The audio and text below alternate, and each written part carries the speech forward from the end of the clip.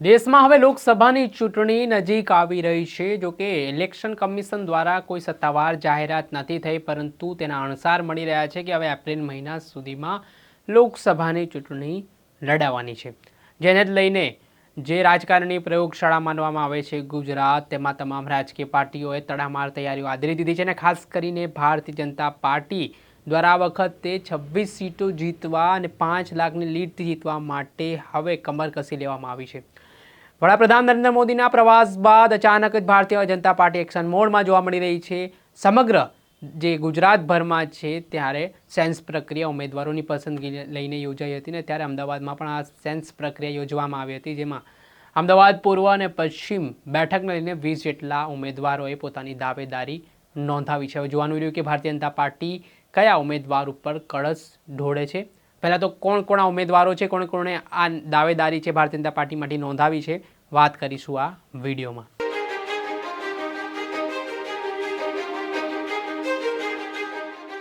નમસ્કાર દર્શક મિત્રો, નવજીવન ન્યૂઝમાં આપનું સ્વાગત છે। હું છું ફૈઝાન।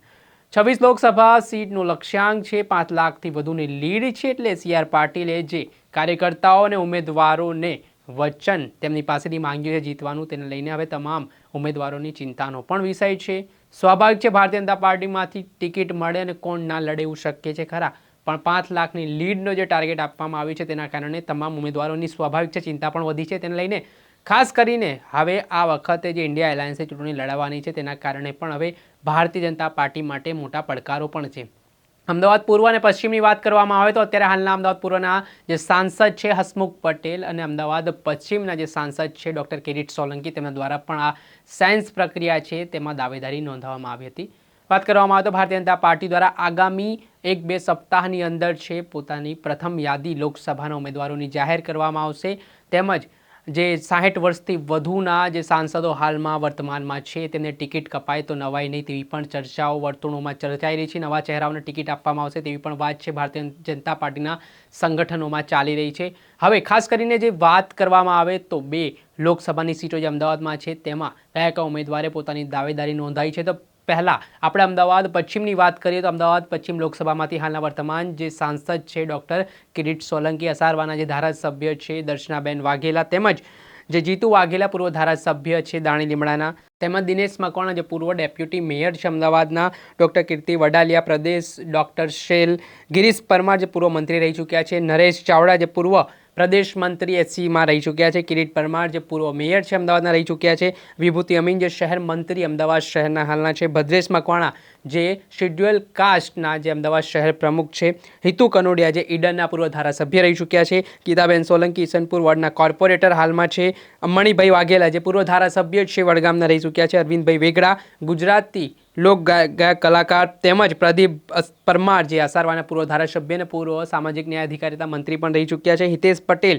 જે અસારવાના પૂર્વ ધારાસભ્ય છે તે રહી ચૂક્યા છે, નિમિષા પટેલ જે અસારવાના પૂર્વ ધારાસભ્ય છે તેઓ રહી ચૂક્યા છે, મહેશ પરમાર જે કોર્પોરેટરના દીકરા છે, તેમજ ગૌતમ ગેડિયા જે અનુસૂચિત જાતિના પ્રદેશ અધ્યક્ષ છે, તેમના દ્વારા હાલ પશ્ચિમ લોકસભાની સીટ છે જે અમદાવાદની તેના ઉપર દાવેદારી નોંધાવવામાં આવી છે। પરંતુ હવે જોવાનું રહ્યું કે ભારતીય જનતા પાર્ટી તરફથી આજે આટલા નામો સામે આવ્યા છે તેમાં કોની પસંદગી કરવામાં આવે છે, તો પૂર્વ અમદાવાદની વાત કરવામાં આવે તો પૂર્વ અમદાવાદમાંથી હાલના જે વર્તમાન સાંસદ છે હસમુખ પટેલ તેમને ફરી એકવાર ચૂંટણી લડવાની ઈચ્છા વ્યક્ત કરી છે, તેમજ પૂર્વ ગૃહ રાજ્યમંત્રી જે બે છે તેમના પણ નામ ચર્ચામાં છે, જેમાં પ્રદીપસિંહ અને ગોરધન ઝડપિયાએ પણ પૂર્વ અમદાવાદમાંથી દાવેદારી નોંધાવી છે। સાથે જ બલરામ થાવાણી જે નરોડાના પૂર્વ ધારાસભ્ય છે ભારતીય જનતા પાર્ટીના, તેમણે પણ જે પૂર્વ અમદાવાદની લોકસભાની સીટ છે તેના પરથી ચૂંટણી લડવાની તૈયારી બતાવી છે। હવે અંતે જે મોવડી મંડળ છે, જે પાર્લામેન્ટરી બોર્ડ છે તે નક્કી કરશે કે કોને ટિકિટ છે તે મળવાની છે, કયા ઉમેદવારને પસંદગી કરવાના છે, તમામ બાબતો હવે જે ચર્ચા વિચારણા હેઠળ છે। હાલ અમદાવાદ સિવાય બીજા ગુજરાતના જુદા જુદા જિલ્લાઓની વાત કરવામાં આવે તો રાજકોટમાંથી હાલના જે કેન્દ્રીય મંત્રી છે પુરુષોત્તમ રૂપાલા, તેમના દ્વારા દાવેદારી નોંધાવવામાં આવી છે। ભાવનગરમાંથી જે હાલના કેન્દ્રીય મંત્રી છે આરોગ્ય તે મનસુખ માંડવિયા, તેમણે પણ દાવેદારી છે ભાવનગર સીટ પરથી નોંધાવી છે। સાથે જ ભારતીબેન શિયાળ જે હાલના વર્તમાન સાંસદ છે ભાવનગરના, મહેન્દ્ર સરવૈયા, ભાવનાબેન મકવાણા સહિતના જે ઉમેદવારો છે તેમના દ્વારા દાવેદારી નોંધાવવામાં આવી છે। સુરતમાંથી દર્શનાબેન જરદોશ જે હાલના કેન્દ્રીય રાજ્ય રેલવે મંત્રી છે તેમના દ્વારા દાવેદારી નોંધાવવામાં આવી છે। નીતિન ભજીયાવાલા, મુકેશ દલાલ, ધીરુભાઈ ગજેરા સહિતના જે ઉમેદવારો છે તેમના દ્વારા દાવેદારી નોંધાવવામાં આવી છે। મહેસાણા માટે રજની પટેલ જે હાલના ગુજરાતના મહામંત્રી છે, નીતિન પટેલ જે પૂર્વ નાયબ મુખ્યમંત્રી ગુજરાતના છે નારાયણ પટેલ, જયશ્રીબેન પટેલ, દિનેશ પટેલ, કીર્તિ પટેલ. દાહોદની વાત કરવામાં આવે તો દાહોદમાંથી જસવંતસિંહ ભાભોર, શંકરભાઈ આમલિયાર, શીતલબેન વાઘેલા તેમજ બનાસકાંઠામાંથી હાલના વર્તમાન સાંસદ છે પર્વત પટેલ. તેમણે ફરી એકવાર ચૂંટણી લડવાની તૈયારી વ્યક્ત કરી છે.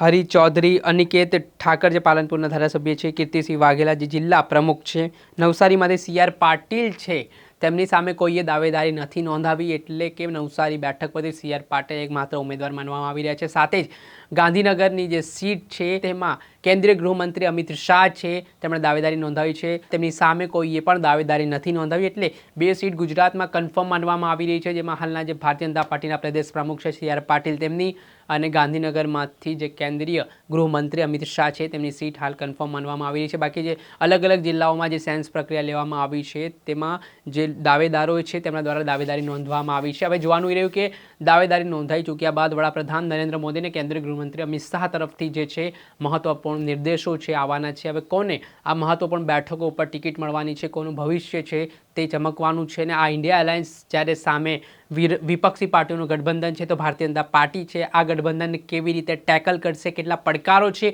વડાપ્રધાનના મનમાં શું ચાલી રહ્યું છે, તમામ બાબતો ઉપર હવે પ્રશ્નાર્થ છે. પરંતુ હજુ આગામી સમયમાં ભારતીય જનતા પાર્ટી અને ઇન્ડિયા એલાયન્સ વચ્ચે જ્યારે ચૂંટણી થવાની છે ત્યારે આ વખતે ભારતીય જનતા પાર્ટીનું જે સપનું છે 26 બેઠકોમાંથી 26 બેઠકો અને 5 લાખની લીડ સાથે જીતવાનું સપનું છે તે કેવી રીતે સાકાર થાય છે, અને બીજી તરફ ઇન્ડિયા એલાયન્સના વખતે કેટલી સીટ ગુજરાતમાં મળે છે તે તમામ બાબતો હવે જોવી રહી. દર્શક મિત્રો, ત્યાર સુધીમાં બસ આટલું. આવા અવનવા રાજકીય અપડેટોથી જોડાયેલા વિડીયો આપના સમક્ષ લાવતા રહીશું, એટલે તમે અમારી નવજીવન ન્યૂઝની ચેનલને લાઇક કરી લો, સબસ્ક્રાઇબ કરી લો અને વધુમાં વધુ શેર કરો, જેના કારણે અન્ય લોકોને પણ આ સમાચાર છે તે મળે.